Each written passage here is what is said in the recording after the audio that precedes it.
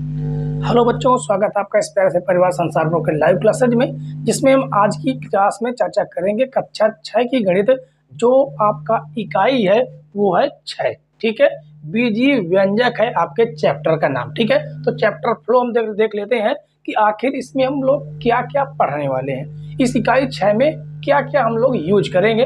तो पहला आपका हो जाता है व्यंजक की अवधारणा। ठीक है, दूसरा है व्यंजकों के पदों के गुणनखंड एवं गुणांक पढ़ेंगे। सजातीय और विजातीय पद पढ़ेंगे। व्यंजकों की डिग्री, एक, दो एवं त्रिपदीय व्यंजकों की अवधारणा। बीजीय व्यंजकों का जोड़ एवं घटाना भी पढ़ेंगे। ठीक है, और बीजीय व्यंजकों का मान ज्ञात करना, यानी एक्स वाई के मान ज्ञात करना।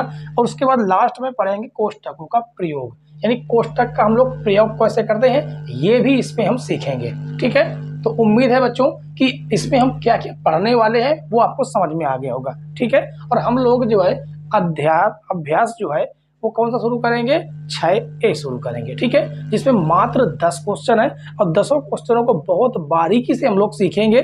छोटा सा ही आपका चैप्टर है, आराम से हम लोग समाप्त करेंगे। ठीक है, तो शुरू करते हैं क्वेश्चन नंबर 1 से। अभ्यास 6 का ए देखिए बच्चों, 6 के ए में 1 से कहां तक 10 तक के क्वेश्चन ही है। ठीक है, बहुत छोटी क्लास होने वाली, इसलिए आराम से ध्यान से देखिएगा। ठीक है, लिखा गया निम्नलिखित व्यंजकों के पदों को लिखिए। मात्र पद लिखने हैं। अब ये एक पद है, ये दूसरा पद है, ये एक पद, ये दूसरा पद, ये तीसरा पद है। ठीक है, इन पदों को हमें लिख देना है बस, और कुछ नहीं करना। तो यहाँ पे हेडिंग डालेंगे उत्तर, और पद आपका हो जाएगा 5x, 6। ठीक है, इसी तरह इसमें उत्तर हेडिंग डालेंगे और पद हो जाएगा a² माइनस का 3ab और कामा माइनस का 4।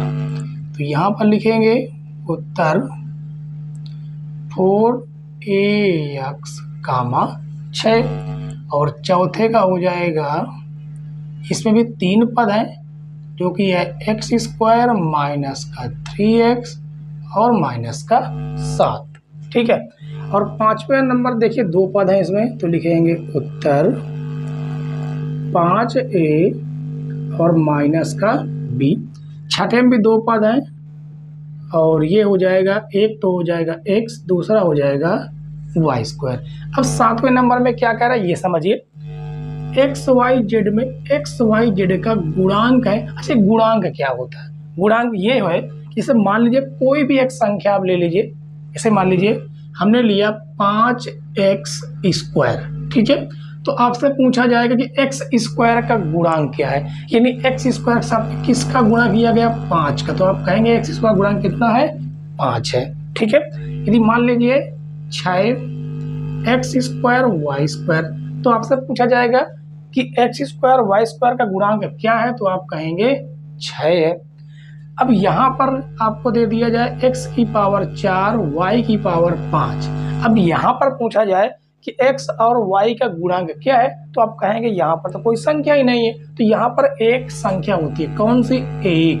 वो एक हमेशा मल्टीप्लाई में रहती है, गुणे में रहती है, यानी XYZ में XYZ का जो गुणांक होगा वो कितना होगा, 1 है। ठीक है, इसी पर 8वें में देखिए -3y² में y² का गुणांक कितना, तो आप देखेंगे -3 है, चिन्ह के साथ हमें लिखना होता है। ठीक है, -3 है।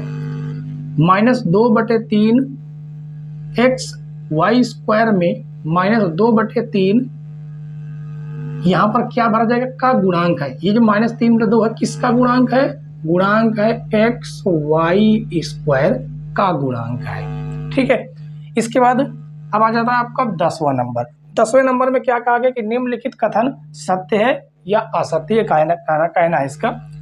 तो 8x² y में x² y का जो गुणांक है वो क्या 8 ही है, तो आप देखेंगे कि 8 है।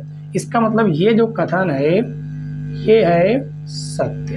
ठीक है, क्योंकि यहाँ पर 8 है। अब 1/6 xyz² में xyz² का जो गुणांक है वो क्या 1 है, तो आप कहेंगे कितना, 1/6 है, 1 नहीं है, तो ये हो जाएगा आपका असत्य। ठीक है, तो उम्मीद है बच्चों कि 6A जो चैप्टर है वो आपको अच्छे से समझ में आ गया होगा, ठीक है। और इसके बाद हम लोग अगले दिन चर्चा करेंगे अभ्यास 6B की, ठीक है। तो उस क्लास को देखना बच्चों ना भूलें। तब तक के लिए बाय बाय, टाटा।